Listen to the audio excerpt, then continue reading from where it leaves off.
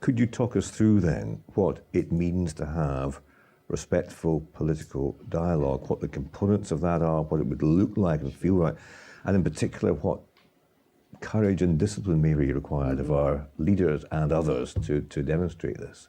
I think this goes back to the kind of this fundamental idea of what was beneath the surface of what motivated me to become a part of this civil rights movement and a part of these other projects. If you think about what combines these together, what's underneath all of them, it is essentially the idea that diversity is a important element in our understanding of ourselves, in our capacity for problem solving, in our ability to kind of function as human beings on the planet. So we are, I think, being asked to adopt a different approach to diversity across the board. And that includes issues of human beings, if we can call them that, who are part of the lesbian, gay, bi, etc., trans community. It includes people of color. It includes people who have disabilities of various types.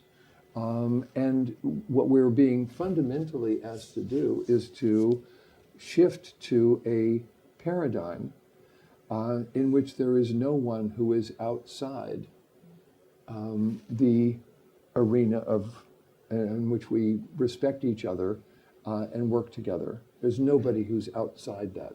We need to invite everyone in. There's a poem by a man, his name is Edwin Markham.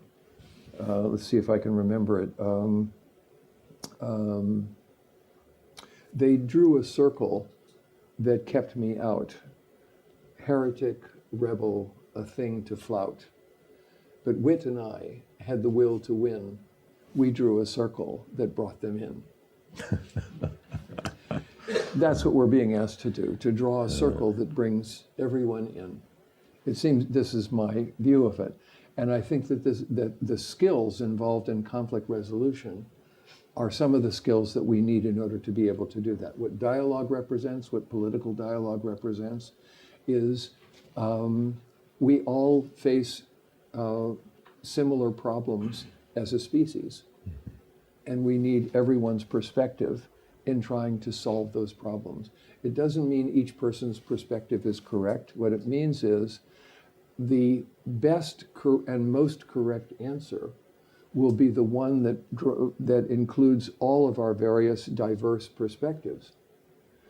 Mathematically, it can be demonstrated that if we had a large jar here in the center of the room and it were filled with marbles or jelly beans or peanuts or whatever, and we were asked to guess how many there were inside that jar, there is a single most correct answer.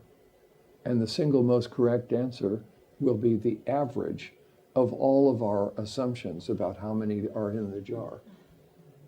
And this has been demonstrated in many, many situations. It's called swarm intelligence. There are a series of books that have been written about this. Fundamentally, as I was saying last night, we can define politics as social problem solving. That's basically what politics is. It's an effort to solve social problems. Aristotle said, it is a search for the highest common good. Socrates said, it is an effort to make the citizen virtuous by essentially requiring all of us to look out for each other. That's what enables us to become virtuous, is when we look out for each other.